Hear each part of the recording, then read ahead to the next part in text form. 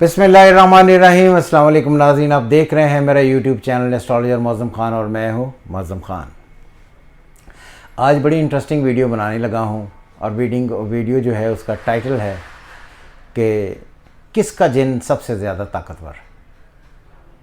आप ये सोचेंगे कि ये टाइटल क्या है, लेकिन यही सच है।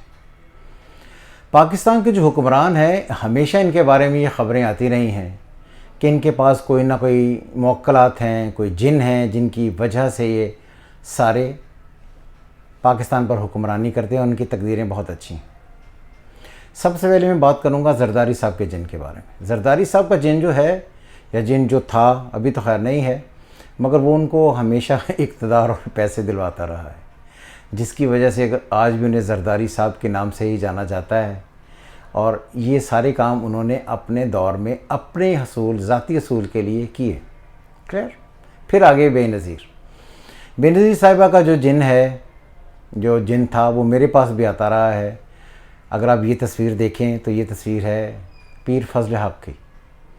ये साहब मेरे पास बहुत रेगुलर बेसिस पर आते थे और मुख्तलिफ़ लोगों के जायचे बनवाते थे। अब लोगों को अगर पता नहीं है कि पीर फजल हक कौन था, तो पीर फजल हक वो आदमी था जिसने बेनज़ीर साहिबा को रावी का पुल बग़ैर जूते पहनाए नंगे पाँव नीचे से गुज़ार कर क्रॉस किया था।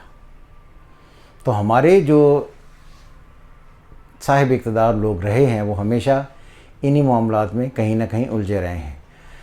और आपको याद होगा कि ये जिन काम नहीं करते हैं। इसी वजह से अगर आप बेनज़ीर साहिबा की देखें, जो डेथ हुई थी, वो मर्डर हुआ था, गोलियां लगी थी उन्हें। तो आई थिंक ये जो जिन है, ख़ुसूसन ये तो काम नहीं करते, तो इसलिए उन्होंने उनके लिए काम भी नहीं किया। फिर आए इमरान खान साहब, द ग्रेट इमरान खान।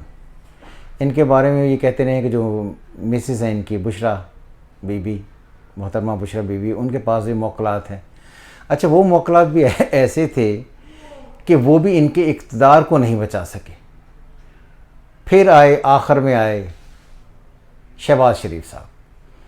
मैं ये बात मानने पर बहुत मजबूर हूँ और इस बात को मानता हूँ कि ये जो सारा सिलसिला चला और जो इनके पास जिन है, वो सबसे ज़्यादा मजबूत जिन है और यही मौक्कल इनके सबसे ज़्यादा हैं। इसी वजह है कि एक हुकूमत जो चल रही थी, जिस पर इमरान खान साहब अपने मौक्कलात और ख़ुद से बैठकर इक़्तिदार कर रहे थे, इक़्तिदार का मज़ा ले रहे थे, लेकिन जब अमेरिका का भेजा हुआ जिन शहबाज शरीफ साहब ने काबू किया, तो उन्होंने अगले पिछले सारे जिन्नों की ज़िंदगी तबाह करके अपने आप को एक नए डोमिनेंट स्टेटस पर कायम कर लिया। तो मुझे लगता है कि जो पाकिस्तान में लोग हैं, इनको अगर किसी जिन को फॉलो करना है या किसी मौक्कल या किसी जिन की तरफ जाना है, तो बेहतर ये है कि ये सारे के सारे लोग अमेरिकन जिन अगर पकड़ते हैं।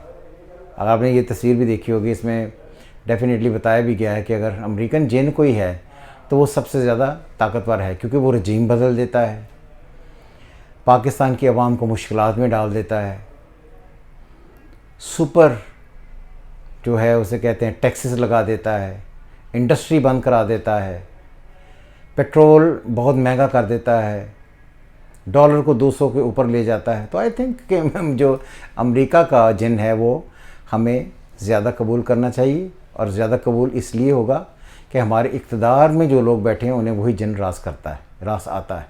तो आई थिंक कि अगर जिनों में देखा जाए तो मुझे लगता है कि सबसे ज़्यादा जो स्ट्रॉन्ग है वो अमेरिका का ही जिन है। वो ज़मीर भी ख़रीद लेता है, हर चीज़ वो जो चाहता है ख़रीद लेता है और टाइम भी निकाल लेता है।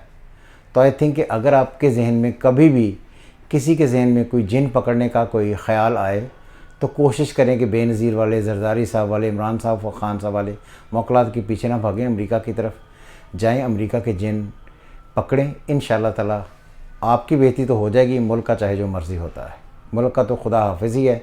तो अमेरिका ज़िंदाबाद है, इसलिए पाकिस्तान ज़िंदाबाद, खुदा हाफिज़।